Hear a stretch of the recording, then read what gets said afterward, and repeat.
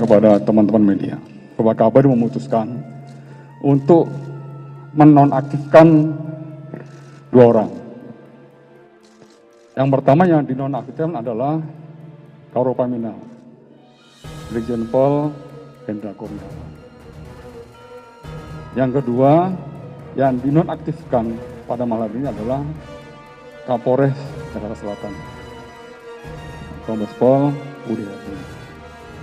Khusus untuk Kombes Pol Budi Hadi, ini merupakan suatu komitmen dari Bapak Kapolri, pimpinan Polri, bahwa kita menerima tim kuasa hukum dari keluarga Brigadir Joshua, mohon maaf.